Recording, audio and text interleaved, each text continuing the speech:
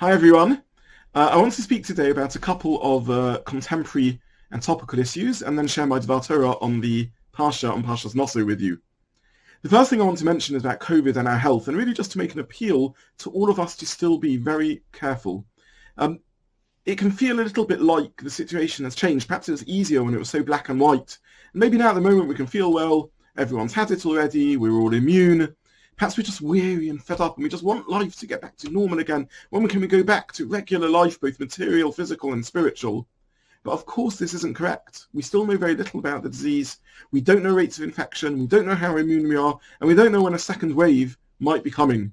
So I really just wanted to ask everyone to still be vigilant, to still be careful, to minimise shopping and certainly not to socialise against the rules, whether going into someone else's house, which is still forbidden under the guidelines, or even in the garden if there are more than 6 people, including the hosts, are present.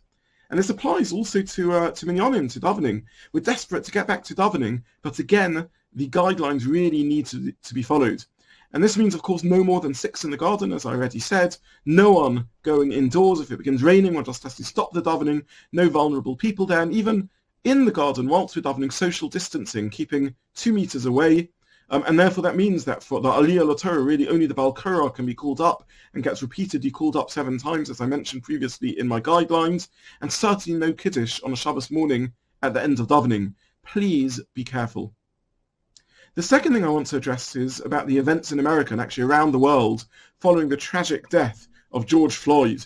And I want to emphasize that what I'm saying here is nothing about the Black Lives Matter movement and whether it does or doesn't support BDS. I'm certainly not commenting on rioting and looting and the rights and wrongs of that. I'm not making sociological comments about politics in America and the state of civil rights there. I'm not an expert on any of those things. There's nothing I've got to say about them that's particularly interesting or impactful.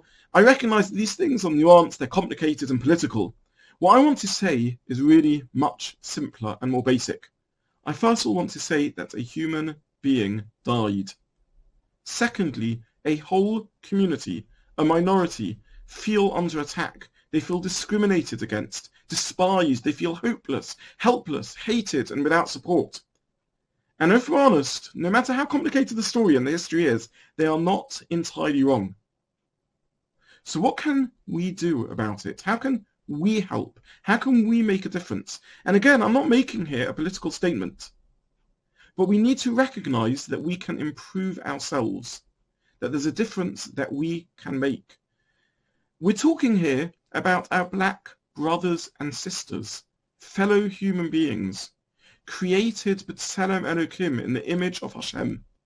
This isn't a zero-sum gain of suffering here, as if somehow acknowledging their suffering diminishes our own difficult Jewish experience. It's not about one-upmanship, about who suffered more or who has dealt with it better. It's about our fellow human beings who are going through a tough time and have been for centuries through difficult experiences.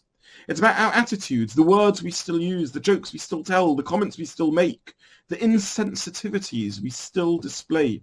Shiksa, Scheiget, Schwarzer, maybe words that were somehow justified in the 1700s Poland when perhaps the only way we were defenseless and the only way we felt that we could fight back was with the language. But in the 21st century, words which have no place in our lexicon, words which are evil, horrible, and should never be used. The Torah calls upon us to be kadoshim, holy, vasisam hayosher v'atoiv. We're meant to be an example of morality, of care, of empathy, of compassion, to see human life as infinitely valuable, and to see human dignity, kavod habriot, kavod habrius, as equally so. To hurt when others are hurting, even when they belong to another race, orientation, or religion. It's about hearing the cries of anguish of people who fear those in uniform, those in authority, those in positions of power. Not experiences that we as Jews haven't also felt in the past. And then perhaps thinking about the weak, the vulnerable, those who are different, the other, within our own community. Perhaps who fear us, who don't trust us, who don't feel we care about them, or perhaps we think we can make comments about. The past 3 months of our life as a society, we've made so many sacrifices because we recognize the value of human life, not just Jewish life, but all life. And therefore we need to here also recognize the value of life, condemn racism certainly in the strongest possible terms, but also think about how this begins at home, in our own communities, in our own families, and within ourselves. Parshas Nasso has always been a favourite of mine, largely because it's my bar mitzvah sedra.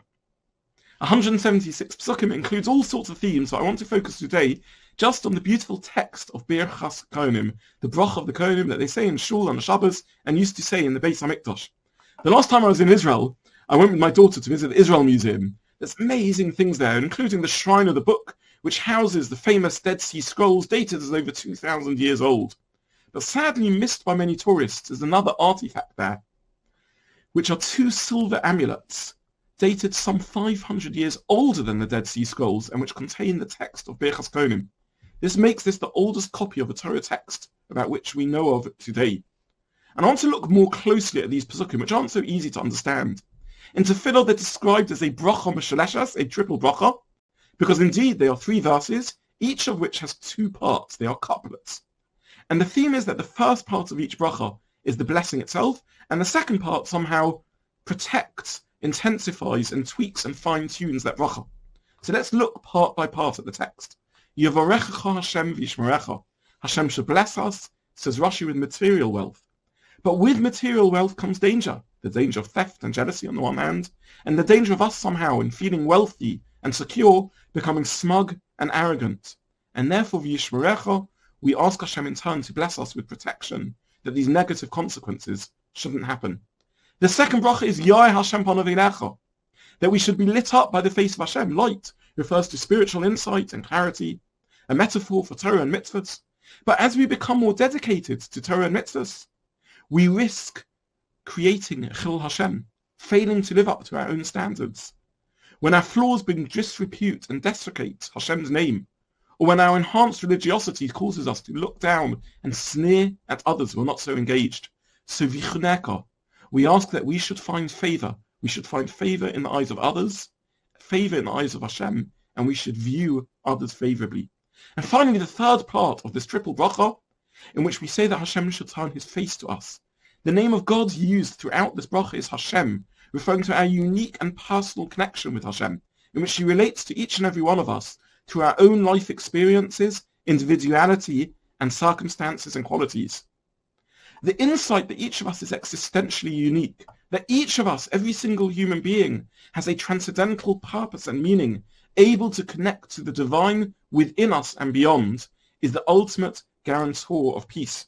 Paradoxically, only by transcending ourselves that we can exist to our fullest. And so, v'yoseim l'cha shalom.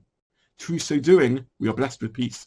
Just a few days ago, we missed hearing Birchas Kohanim in Shul over Shavuos. But in these difficult times, the bracha that we read about in our Parsha reminds us of this blessing. So to all of you, my dear friends and community, Yavarechecha Adonai v'yishmerecha, Yoeh Adonai panav eilecha v'yichuneka, Yisa Adonai panav eilecha, v'yoseim l'cha shalom.